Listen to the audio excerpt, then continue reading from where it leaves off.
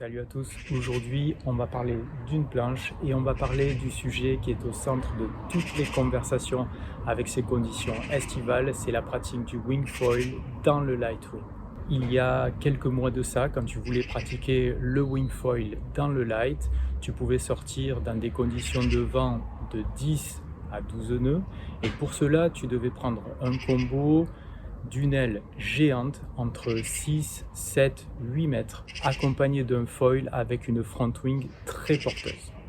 Le problème de ces combos, c'est qu'ils étaient assez difficiles à faire décoller parce que les wings étaient très encombrantes, la glisse n'était pas au rendez-vous à cause des foils qui étaient beaucoup trop gros et les manœuvres n'étaient vraiment pas faciles. Du coup, beaucoup de riders s'étaient détournés du light. Et puis les mois ont passé, le sport a évolué et les conditions de pratique dans le light ont été bousculées.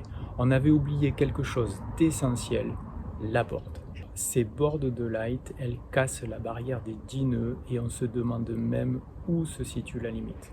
Aujourd'hui, on va se mettre à l'eau dans moins de 10 nœuds avec une board qui est conçue pour ça. Je te présente la Takoon Ultra Glide.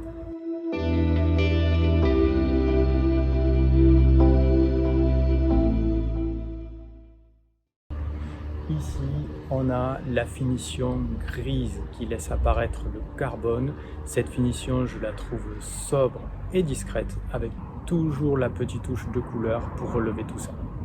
Il y a d'autres couleurs dispo que tu retrouveras sur le site de la marque.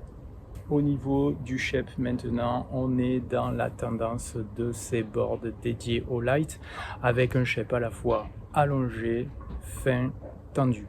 On sent dans la répartition des volumes que l'objectif c'est de générer de la glisse, réduire la traînée pour décoller tôt. Le pad est en plusieurs parties, agréable au toucher et avec un bon grip. Tu retrouveras des inserts pour les footstraps, sur le dessous, la fameuse poignée de portage. Ici donc c'est l'Ultra Glide en 6 pour un volume de 75 litres. Elle existe dans d'autres tailles, la 6.2, 6.4, 6.6, 6.8 avec les différents litrages. Au niveau de la construction, on reste sur ce qui fait le succès de ces boards Takoon, c'est-à-dire un noyau en mousse hydrophobe recouvert de carbone. Ça t'apporte de la solidité, de la durabilité et de la rigidité. Fini de discuter, on va aller tester cette planche. Alors juste pour rappel, je te redonne mon gabarit, je fais 60 kg pour 1,70 m. Donc je vais vous faire voir l'anémomètre. Donc on est ici en rafale 6,9 nœuds. Et en moyenne, allez, on a à peu près 5 nœuds. Pour cette première mise à l'eau, j'ai choisi des conditions les plus limites pour voir si j'arrivais à décoller avec cette Ultra Glide. Au niveau du foil, j'ai pris le Takoon X Glide V2 en 1250 avec un stab Glide 190. Au niveau du mât, un mât alu en version 2, 85 cm. Pour la voile, j'ai décidé de prendre une petite voile, une Takoon V2 Ultra 4 mètres.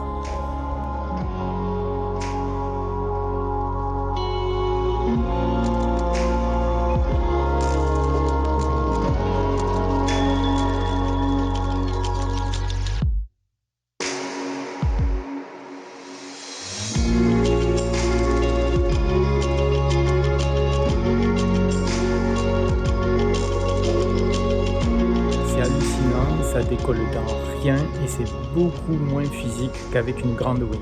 La synchronisation bras-jambes est très importante.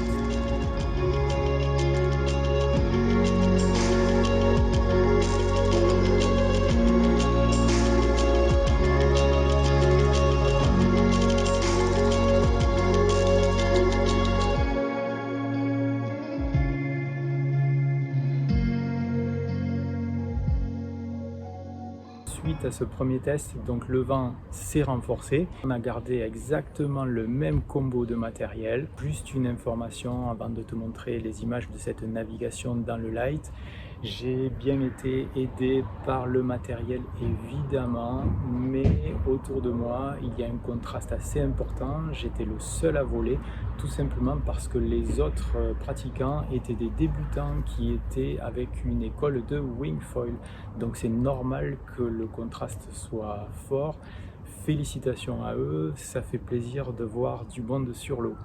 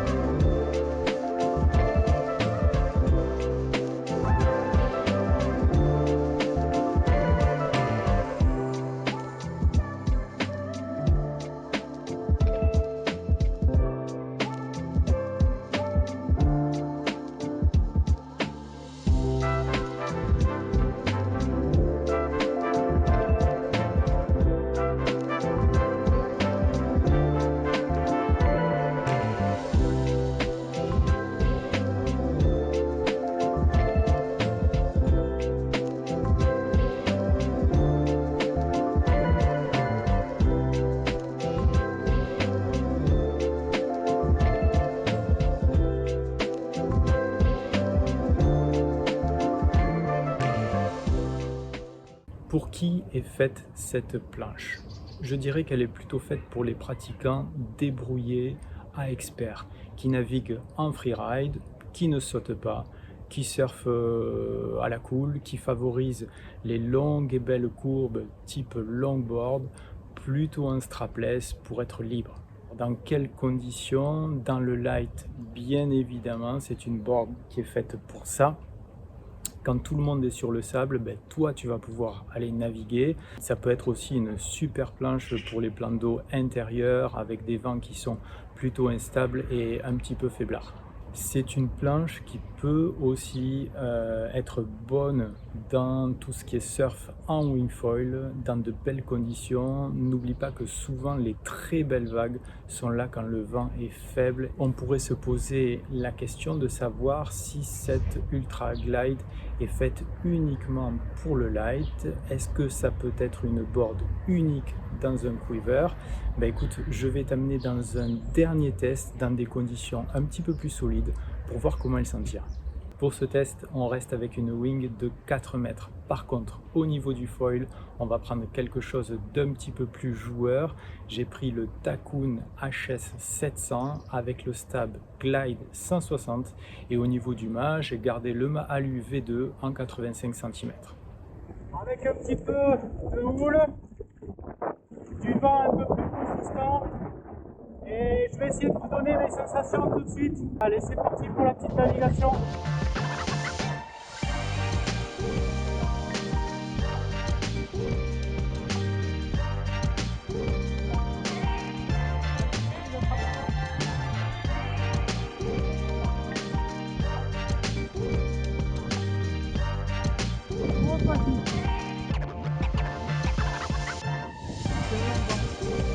Si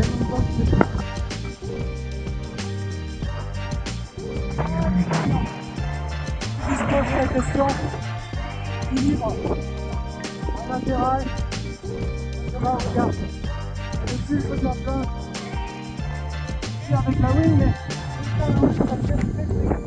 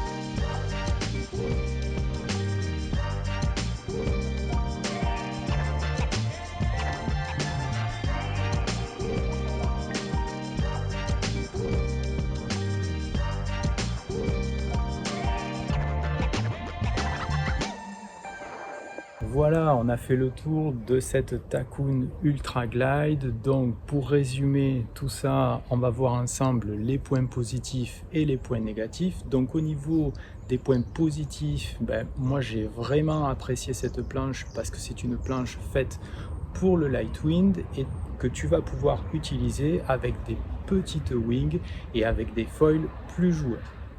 Au niveau de la rigidité maintenant, cette planche est très rigide et tu vas vraiment sentir toutes les informations qui viennent de ton foil, tu vas faire corps avec lui.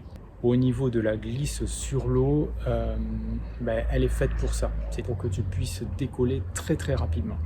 Au niveau du surf, elle se débrouille plutôt bien grâce à une largeur réduite qui fait oublier cette longueur. Les points négatifs maintenant, moi j'ai pris la 6, mais c'est vrai que si tu as besoin de plus de litrage, il va falloir plus de longueur et donc c'est des boards qui forcément sont un petit peu plus encombrantes que des petites boards de wingfoil.